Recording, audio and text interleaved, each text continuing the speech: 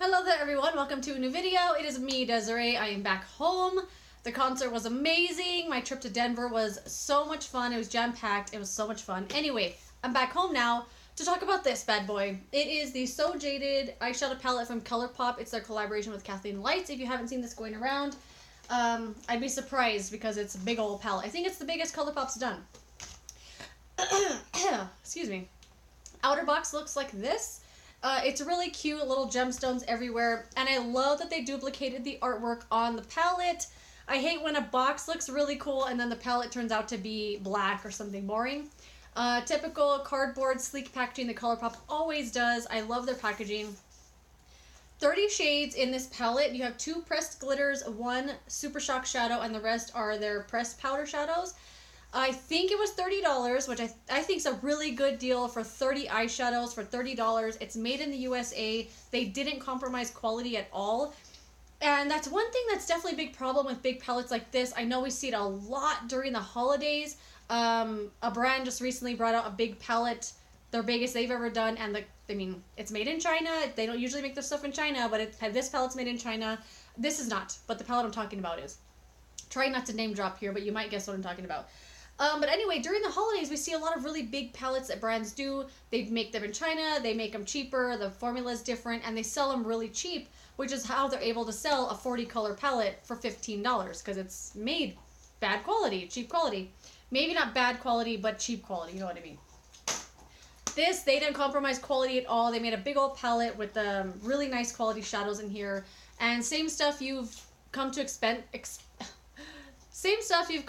expect from Colourpop. Really great quality. Like, I have nothing bad to say about this palette. There are a couple of shades I haven't used yet, like the dark blue here, that purple one I haven't used. Most of the other ones I have though. Oh, this one I haven't been able to get to look really good on my lids. But for the most part, everything's exactly what you expect from Colourpop. They know what they're doing with their matte shadows. There's nothing here that's different from what they normally do. The formula is really great. Blendable, looks good. I have a lot of the, not a lot, but I think I have 4 of the shades on my eyes today. Really like how it came out. The only thing about the palette that I found kind of confusing was the layout of the shadows. These 2 shades here just randomly thrown in the middle, the 2 pressed glitters called Topaz and Opal. Surprisingly, those weren't a giant mess like I thought they would be, but they are a different texture obviously, and they're kind of just randomly thrown there in the middle. It took me a while to figure out what to do with this palette because I thought it looked extremely random. And I personally love when a palette puts together trios or duos of shades that look good next to each other. And it took me a while to find that in this palette. But once I found for the most part, every little like 4 quartet, I guess, looks good together. Like these 4 would look good together. Those would look good. And they definitely put that thought into this. I think I haven't watched anyone else's videos of this. I don't know if they've talked about it already, but I found that they put little quads together really nicely in the palette, and it took me a while to find the quads, but once I realized how it was laid out, it made more sense to me. But at first it just looks like like a mess. Anyway, let's get on with these swatches. You get 2 pressed glitters, a super shock shadow, and 27 pressed powders. I think I already mentioned that. The super shock shadows up here, it's called Diamond. And this one here, I thought it was kind of weird to put a super shock shadow in a palette because I think that, I don't know, I feel like it would dry up before the rest of the palette does, especially because it doesn't have a cover or anything like that on it. Let's swatch these last 2 here. So here's your first row. This is the top row of shades. We got Moonstone, Fluorite, Royal Jewels, Ruby, Rose Quartz, and then that super shock shadow Diamond. That one I feel is just like a nice little like glittery top coat. It makes your lids look like they're wet. It's really pretty, but not something I'd go out of my way to buy, but you know, really nice top row there. Let's see, next row. I'm just wiping off with the little makeup wipe in between. Okay, and the dog's in here. Okay, next row, swatches. And I'll tell you the shades I'm wearing on my lids today if you're interested. So here we have, oh my gosh, this yellow one here is freaking beautiful. So we have My Precious, Sunstone, Pearl, Citrine, Garnet, and Ametrine. These 3 here look really, really pretty together. Like this whole row I think was really, like, all these shades here look really pretty together. Love it. Okay, there's that there.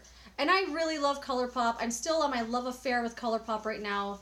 The next palette I really want is the California Dreaming palette. I know it's not their newest one. They definitely come out with releases all the time. But they're all good.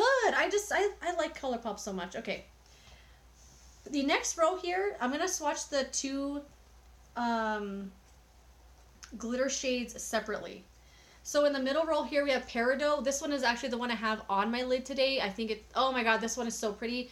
Reminds me of one of the best ones, the Metal Crush shadows that Kat Von D has, or had. I think she's phasing them out, I don't know. Called, I forgot what it's called, but it's one of my favorites. City Color also has a shade just like this that is so pretty and metallic. Definitely one of my favorite kind of shades.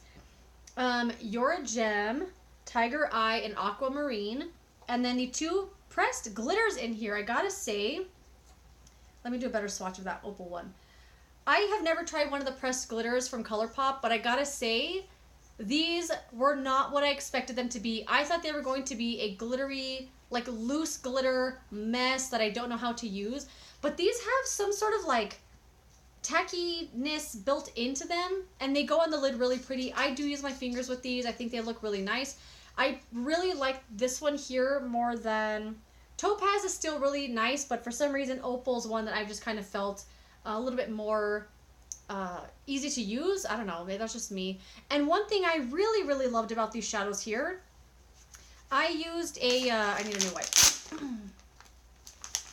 I used a oil-based makeup remover from Garnier to take these off of my eyes, and they didn't leave any glitter behind. You know how when you use a glitter eyeshadow and you'll find little flecks of glitter like later on throughout the day on your eyes, even the next day sometimes? I didn't find that when I use an oil-based remover. Like right now I'm using just a makeup wipe, and you could definitely still see some glitter behind on my hand. But, you know, depending on the makeup remover you're using, they'll come off really easily. Okay, the next row here is mostly matte. Sorry, you're going to see some glitter coming through on these shadows here. One of these is a shadow that I really think is pretty in a swatch. This one here called Onyx. I haven't used that on my eye yet. I don't know why. I just feel intimidated by it. But we have turquoise, jasper, stoned, carnelian, and Geodude. Geodude is also one I have on my eyes today. On the like front part here, I have citrine, like that yellow. And then I have two shades from the other row here on the bottom. I'll tell you what they are in a minute. But this one here called Onyx is so pretty in a swatch, but it's one of those shades that I feel like won't look that good. What are my bangs doing?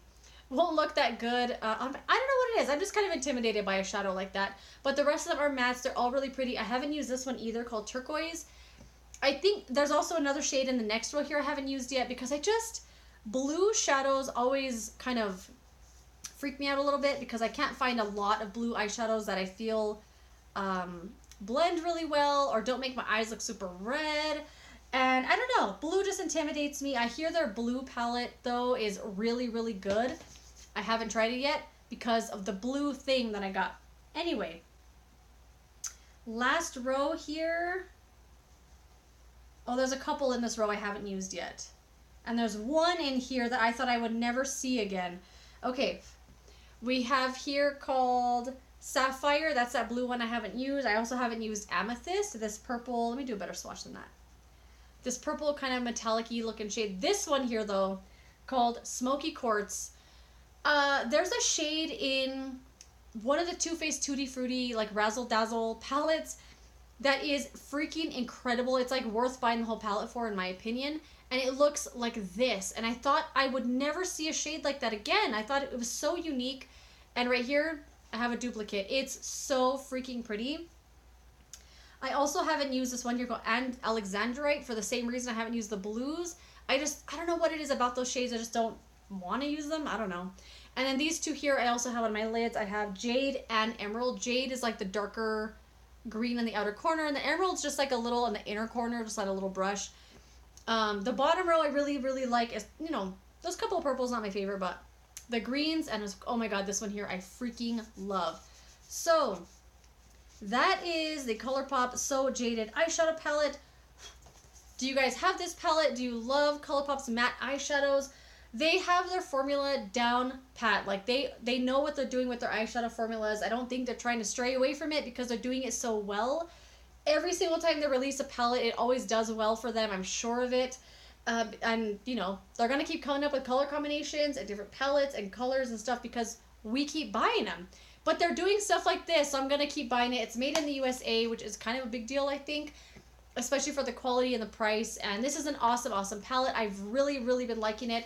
There are a few shades I haven't used yet because I'm kind of intimidated by them. But for the most part, home run right here. Really, really good palette, worth the price. If you're looking into checking this out, as long as you're able to put together color combinations in your head, or if you're really good at just finding things that you love in a palette and putting it together yourself, you'll really like this, I think.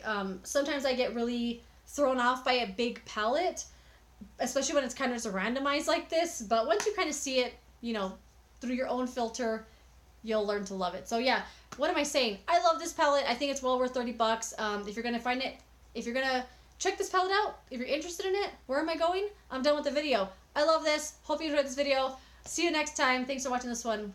Goodbye.